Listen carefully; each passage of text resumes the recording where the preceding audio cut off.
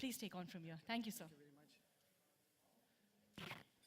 Yeah, good evening, and I'm quite mindful that the whole session is behind by only 1 hour. So I'll try to keep it brief and concise, and thank you for the very rapid fire introduction. It almost sounded like an advertisement on an FM show. But I understand, the constraints for the time, so let me jump right in to the topic of the day. I feel quite at home because I can see quite a few of my ATC colleagues here. Thank you for coming over here, but for the rest, let me tell you, there's no, instruction from the boss to be here, but thanks a lot for being here. Okay, digital disruptions in FMCG, that's the topic of the day, and we all aware we are in a digital age. A lot of things are changing, and if you go back 10 years, there have been so many things which are not there, which we take it for granted today. And one of them being, the ubiquitous mobile. The terminology that we are talking, I'm sure all of you must be hearing since the morning. The AI, the ML, the ARs, the VRs, the blockchains, and so many other technologies. None of them were there 10 years back. And so was the consumer's life. We were all consumers who are in this room. And if you just reflect back, 10 years back, what we were doing, and I'm pretty sure that the way we shop, the way we live, the way we entertained ourselves, the way we ordered food or local transportation, everything was so different.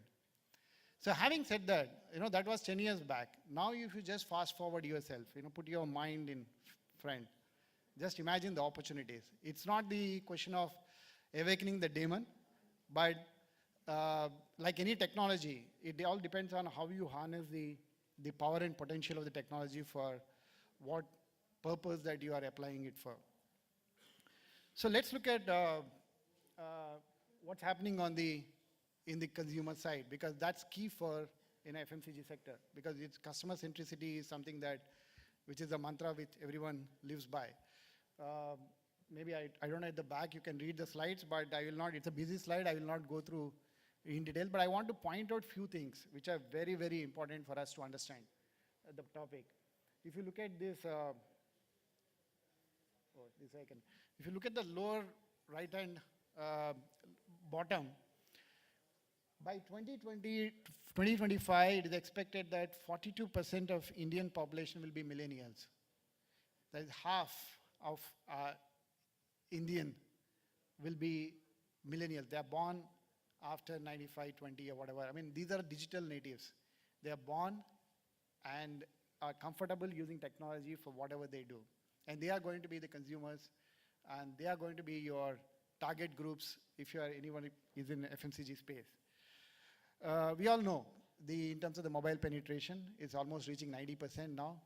Smartphones are with more than 70% people, and internet usage just below 35 years age, as of now, is about 72%. So that's the bottom line. Within 5 to 7 years, almost half of all consumers will be young millennials, and the way they're going to expect things to be delivered to them are completely different from what we are all used to at this point in time. Yeah. So I want to simplify the whole thing. When we talk about industry strategy and everything, there's so many things that comes. And so for the purpose of today's discussion, I want to point out, and my argument is around this, that the FMCG industry success is built around 3 pillars. Very simple, actually. The first one is how you build the brands. And this was a classical sense. This is how FMCG industry got built over 70 years. Right? You build a great brand. And brand is something you can, if I tell you a soap, each one of you in your mind can see a soap, but actually a brand, right? Probably one you use or one you want to aspire to use. It'll have a great imagery. It'll talk about dreams. It'll talk about the experiences that you can have by possessing that particular product or using that product. Whether it could be a soap, it could be a detergent, it could be a home care, personal care, what have you, right? And the second pillar on which FMCG is built is about the mass standardization, a mass manufacture of a standardized product, which is you make once and then you make it billion times. That's where you get the economies of scale. That's where you get all the leadership in the market in terms of cost advantages, in terms of innovation, everything. You just do once and then make it billion times. An example, you think of a beverage, right? You are thirsty, it's summer, and you want a cold beverage. You can think, the choice of brands are very few there, maybe a couple of them, but it's just mass manufactured, one standardized product, made day after day for years together in a standardized technology, right? As somebody put it, like if you look at the numbers, take the case of a beverage, amount of a beverages consumed, if you put all the bottles next to each other, it'll suckle the earth, but it's same product, right? That's the classical FMCG industry. That's how it was built. And the third, a very important thing about FMCG, because FMCG stands for fast moving consumer good, right? Which is basically means that is a product that you buy most of the time. Therefore, it has to be available to you when you want it. So distribution is another successful mantra behind FMCG industry, which is within the arm's length. So when you want it, when there is a need, it's available to you. So basically, these are the three. There could be many other. I'm just trying to simplify for our discussion today. These are the three core principles. If you get these three right, you could have, been successful almost 90% of it. Those of you who are not millennials, you can actually reflect again some of the brands, iconic brands built. They were built around. For example, I'll give you Nirma. Right? Those of you who are 80s, 90s, when the brand got built. Great brand built on the brand building done on TV, mass manufactured standardized product, available at every nook and corner, even in rural outlets. That's how the product got built, and a huge company got built. So now, moving forward, so where is digital fits in? If you look at now, the whole classical FMCG successful paradigm has changed completely, because digital is disrupting every aspect of these three pillars. Right? Let's take the first one, the power to build the brand building exercise. The earlier classical, what was the case? You make a great jingle, great ad, and show it 100 times on the TV, especially around probably a cricket match in India or whatever, which is very popular. But today, you can't succeed with that. Because people are not there. The millennials are not on TV. They're not watching TV anymore. Statistics show that 75% of millennials are actually watching more online stuff than the TV. So you have to be there where they are. And they are in all these social channels, right? We have on top of them. And the first two account almost 80% of viewership. So very interestingly, the digital help now, or digital disruption in the way you build brands is total. Because if you have to reach your consumers today, you can't just say that I'll build once, make one great ad, show it 100 times, and then succeed. No. You have to go where your consumer is, right? And another important point is that the whole interaction has become two-way now. So earlier, it was one way. You watch TV, you watch an ad, and then you make your impression. And then you make your decision whether to buy that or use that product. No longer. Today, people are actually interacting with the brands on the social channels. So you have to provide a two-way interface systems. And this is where the power of digital is coming in. So digital is enabling FMCG to know who the consumer is, connect with the consumer on a one-to-one basis in the context of a consumer journey. Like for example, it's a birthday or it could be a wedding anniversary. You can have a different kind of conversation and convert those conversations into earning a right to be a part of the consumer's life. So that's the power of digital in the context of FMCG. And it's very, very, very important for FMCGs to recognize that and make it a part of their process. So this is about brands are now made democratic, meaning people are now no longer saying that you offer me something which you think is right. They're not saying, I want something which I feel right? That is the kind of power of connect digital is enabling the FMCG brands. The other aspect is with the digital. There is a huge disruption again. I mentioned already that about 75% of the viewership is now online. And you can see that 2/3 of the TV reach in urban area is already covered by digital video. And very importantly, digital is enabling the vernacular. It's no longer English is the lingua franca of digital anymore. You can see some statistics there. There's a 10x growth in terms of people searching in vernacular, their own language, right? And the Hindi content consumption on websites is increasing by 500%, right? So now see the possibilities of any new entrant, of ability to connect to the people on one-to-one in a language of that person, and ability to engage her, to understand her aspirations and needs, and then able to offer a communication. So this is the one huge disruption which digital is brought in FMCG. So digital marketing, digital engagement, connected consumer, these are all the new buzzwords which are coming in now. And they can only get more and more deeper and leading to a one-to-one engagement with, in terms of the building brands. So let me look at the other part. I talked about standardized mass manufacturing of FMCG. So this is where the whole new digital technologies come in, which is the umbrella of technologies under Industry 4.0. So you would have heard again all along entire day, right? The 3D printers, the robotics, the data sciences. How are they coming in and helping the reimagining FMCG? I'll give you an example, right? For example, product innovation. So I talked about mass manufactured standardized earlier.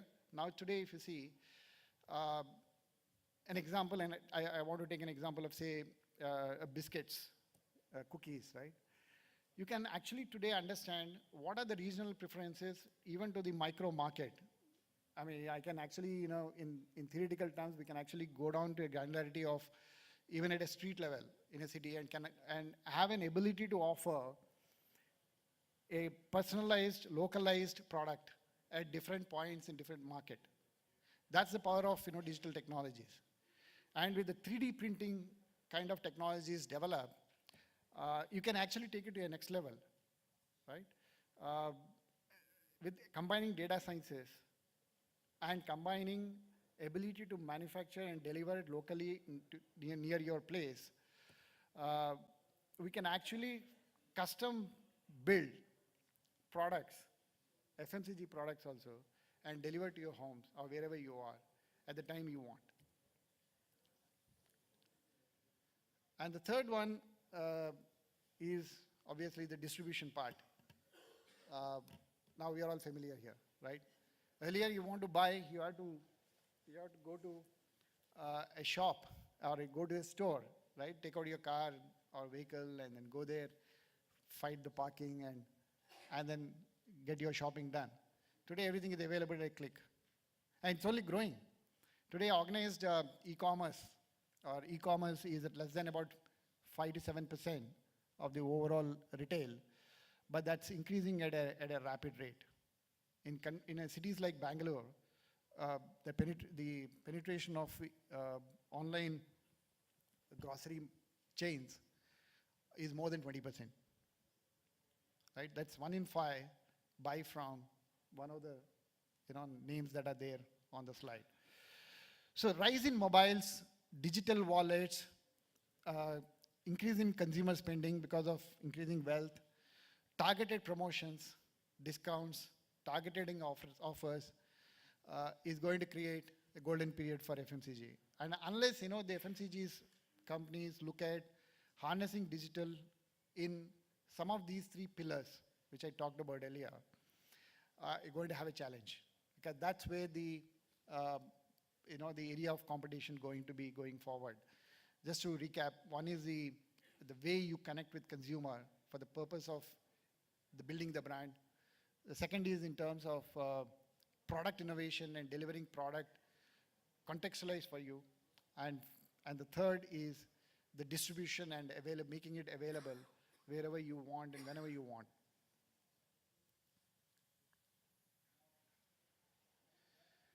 So other parts of technologies are also, I got an opportunity, but I had to cover them because each one of them have got a huge, impact on the whole value chain. The AI, there'll be more and more AI assistants. I'm starting from consumer. You heard in the previous session, people talking about Alexas and Siris, etc. Today, they are only helping people to search for news, tell you the time, or probably the music, right? Very soon, they will also be helping you ordering what you want. For example, you're feeling hungry. You may say, Alexa, get me a cookie. And Alexa may find, maybe let me change the example. Everybody is talking about Alexa, let me talk about Siri. I'm not plugging for Alexa anyway here, right? You may check what is in your refrigerator, what is there in your, as inventory in your house, and possibly ask you, can I order on your behalf, right? And when it orders, what will it order? As an FMCG manufacturer, I want Alexa to order my brand, right? So how do I market it to Alexa? So tomorrow, brand building not necessarily mean that we have to appeal to consumers, but also at some level, probably we also need to have target Alexas and Siris and Google Homes of the world, so that they become brand loyal to what you have to have to offer. Then a variety of computer analytics, image analytics, etc. will help in digital merchandising. I talked about mobile wallets, digital payments, robotic process automation, already talked about in earlier sessions, going to make the lot of complex tasks much more simpler and faster. Cloud apps are going to help people get connected, and IoT-led fleet tracking, etc. will give you a huge delivery visibility to ensure the promises that you're going to make in delivering our brands to consumers. So let me, after all that, also talk about on the business what's happening, right? I mean, the names, just take it for an example. It's not for illustration only. But however, if you look at it, each one of them are started with one core business, and they are entering every sector. Today, every sector is quite seized with when will Amazon enter their own business sector, and when it does, and they have the ability to do so because they know all about you. They have the data, right? And they have the connect with you because you have an account there. And I mean, it applies to the same thing, Apple and Google also. It's not just, I'm using Amazon as an example, right? Then just imagine, they can, as I said earlier, I know that you probably have where do you work? What is your fitness regime? What do you like? And even I can make stuff for you and get it delivered to you in a box when you want it, or when you need it, not even when you want it, and charge based on your consumption, because I know all about you, right? So for FMCG sector, again, those who are in FMCG, you need to really be cautious in terms of, and need to rethink your own strategies of how you're going to apply technology, right? Because the competition may not be the competition that you find today in your industry. There can be a whole new competition that could be coming in from outside, and who have the ability to do all the first three things that I talked about in a much, much smarter and profitable way. So with that, let me conclude here, because again, this is one slide, typical management slide here, because the technology can help improve productivity and efficiency across the entire chain. That is from managing products, managing the sourcing procurements, I4 I talked about, Industry 4.0, managing the very, very complex supply chains, and enabling the direct to consumer, right? But what is more important is that today there's an opportunity to use these digital technologies for totally reimagining how FMCG industry can operate. So thank you. Thank you very much. Thank you for a patient hearing.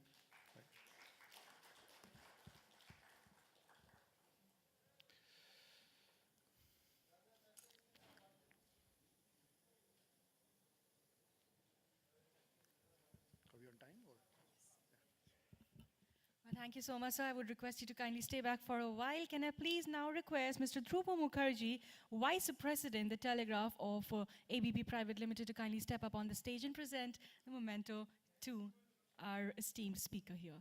A round of applause, ladies and gentlemen.